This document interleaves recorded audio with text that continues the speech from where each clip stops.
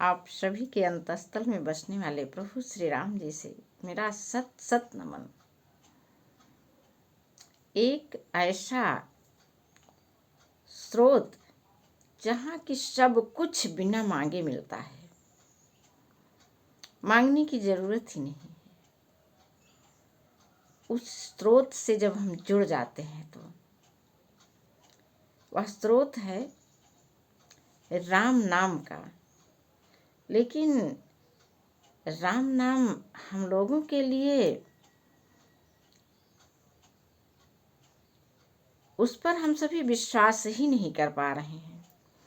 जिस चीज को आज चारों तरफ अट्रैक्शन ऑफ ला कहा जा रहा है, उसकी नींव, उसकी जड़, उसका बीज सब कुछ राम नाम में निहित है। एक बार राम नाम पर विश्वास तो करके देखिए। पैसा, स्वास्थ्य, कुछ भी आपके जीवन में वह स्वतः आता चला जाता है। बस ये है कि जब हम राम नाम से जुड़ते हैं और अपने तन मन को पूरी तरह से राममय कर देते हैं। राममय कहने का अर्थ विश्वास। और जब हम हर काम कर रहे होते हैं, किसी से बात कर रहे होते हैं, तो उसमें सिर्फ और सिर्फ राम नाम की शक्ति, राम की छवि ही जब हमको दिखाई देती है और हमारे मन में पूर्ण विश्वास होता है, किसी प्रकार का संशय नहीं, कोई भय नहीं, जब हम बिल्कुल निर्विघ्न रूप से अपनी इच्छा शक्ति को राम नाम से जोड़े रहते हैं, तो स्वतः किस तरफ से आ जाता है हमको पता ही नहीं चलता है। कई प्रसंग ऐसे हम लोगों ने सुने हैं, जाने हैं, अपने जीवन में भी अनुभव किया है। लेकिन हो जाने के बाद लगता ही नहीं कि ये तो राम नाम की कृपा से हुआ, राम नाम की शक्ति से हुआ। नहीं, ये राम नाम की शक्ति से ही सब कुछ हो रहा है। अब वह शक्ति काम कब करती है? जब हम भी पूरी तरह से विश्वस्त होते हैं और दूसरों को राम के जैसा ही मानते हैं। हमारे चारों तरफ जितनी भी दृश्य अदृश्य चीजें हैं, वे सभी राम की शक्तियां ही हैं। तो क्यों ना हम राम को जाने, माने और उन पर विश्वास करें। इन सब के लिए सबसे जरूरी होता है रामचरितमानस पाठ। रामचरितमानस पाठ सुन करके अभी यह वीडियो आपका मन कहेगा कि चलो रामचरितमानस ही तो है, पाठ किया जा रहा है। नहीं, रामचरितमानस ही नहीं है, ये हमें सब कुछ देने वाला एक स्रोत है। इस पर आइए विश्वास तो करें। आखिर इसको हम इतना मानते हैं, फिर विश्वास क्यों नहीं करते हैं? आजकल तो देखिए चारों तरफ राममय हुआ है, रामचरितमानसमय हुआ है। पूरा वातावरण जिधर देखिए रामचरितमानस का पाठ हो रहा है, अखंड पाठ हो रहा है। लेकिन हम लोग उसके बाद भी मृग की भांति इधर उधर दौड़ रहे हैं, कस्तूरी को कुंडल में ले करके। आइए चलिए रामचरितमानस से जुड़ते हैं और अपनी सभी इच्छाओं को पूरा करते हैं।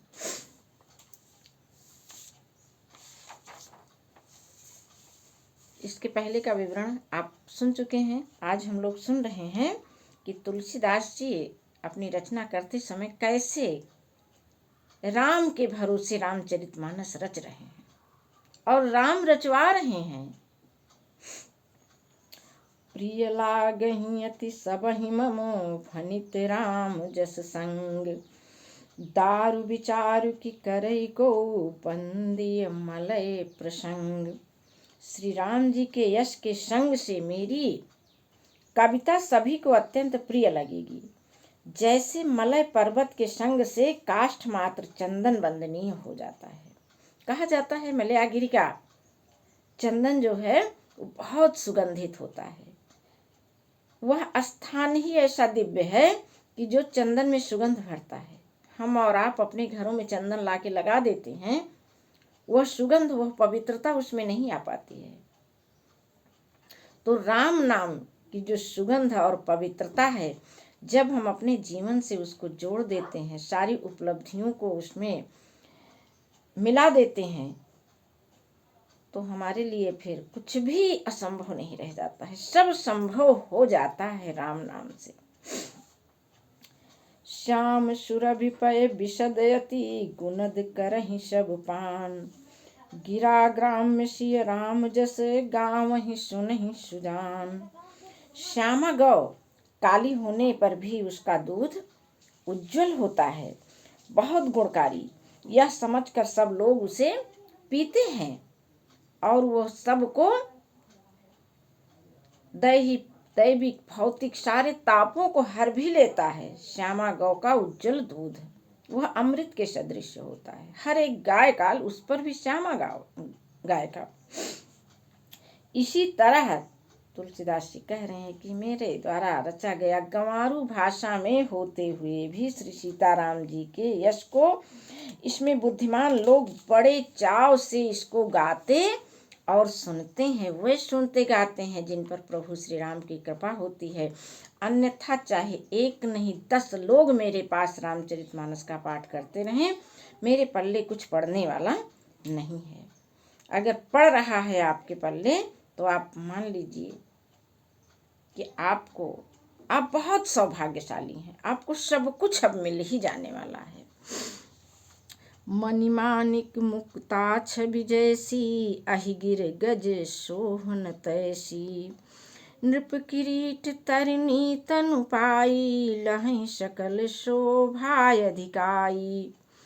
मणि माणिक और मोती जैसी सुंदर छवि है, वह सांप, पर्वत और हाथी के मस्तक पर उतनी शोभा नहीं पाती है। फिर कहाँ पाती है? वो राजा के मुकुट, नवयुवती स्त्री के शरीर को पाकर की ही इन सब की शोभा बढ़ती है। और तैसे ही सुकवि कवित बुध कहाही, उपजहि अनत अनत छवि लाही। भगति हेतु विधि भवन बिहाई, सुमिरत शारद आवती धाई। इसी तरह बुद्धिमान लोग कहते हैं कि सुकवि की कविता भी उत्पन्न और कहीं होती है और शोभा अन्यत्र कहीं पाती है। अर्थात कवि की वाणी से उत्पन्न हुई कविता वहाँ शोभा पाती है जहाँ उसका विचार प्रचार, उसमें कथित आदर्श के ग्रहण का अनुसरण होता है। नहीं हो रहा है तो कोई मतलब नहीं, चाहे जितना सुंदर हो, क्यों न मेरे सामने पारस पत्थर पड़ा हो, मुझे जब उसकी पहचान नहीं है तो हम उसे ठुकराते हुए चले जाते हैं। पारस पत्थर के जैसा ही ये रामचरितमानस है, सब कुछ देने वाला, हर लोहे को, हर कण को ये सोना बना देने वाला।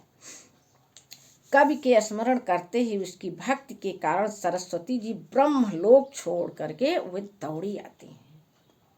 ऐसी लोक हित की रचना करने वाले कवि की वाणी में समा जाती हैं। रामचरित सर बिनु अनहुआए, सो श्रम जाई न कोटि उपाय। कवि को विदयस हृदय विचारी, कामहि हरि जस कलिमल हारी। सरस्वती जी दौड़ी आने की वह थकावट उनकी जो होती है, वो रामचरित्र रूपी सरोवर में जब वे नहलाई जाती हैं तो बिना दूसरे करोड़ों उपायों से भी दूर नहीं होती। रामचरित नामक सरोवर में जब वे नहा लेती हैं तो सारी थकान सरलता से मिट जाती है। कीन्हे प्राकृत जन गुण गाना, सिर धुनि गिरा लगत पछताना। हृदय सिंधु मति सीप समाना, स्वाति शारदा कहीं सुजाना। संसारी मनुष्यों का गुणगान करने से सरस्वती सिर धुन करके फिर पछताने लगती हैं कि ओह मैं कहाँ आ गई। बुद्धिमान लोग हृदय को समुद्र, बुद्धि को अपनी सीप और सरस्वती को स्वाति के नक्षत्र के समान मानते हैं। जहाँ पर ऐसी अनुभूति होती है, ऐसी विचारशीलता होती है, वहीं पर हमको मोती मिलते हैं। जहाँ हमारे विचार शुद्ध और परिष्कृत नहीं है, वहाँ तो सामने की मोती भी मिट्टी ही हमको दिखती है। जो बरसई बरबारी विचारू, होहि कवित मुक्ता मणि चारू। इसमें यदि श्रेष्ठ विचार रूपी जल बरसता है तो मुक्ता मणि के समान सुंदर कविता होती है। जुगति बेधि पुनि पोहि रामचरित बरताग, पहिरहि सज्जन विमल उर शोभायति अनुराग।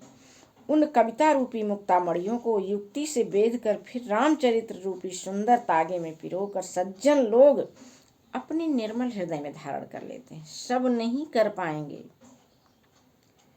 जिनका हृदय सज्जनता से भरा होता है, प्रेम और सहयोग की भावना से भरा होता है, वही उसको धारण कर पाएंगे।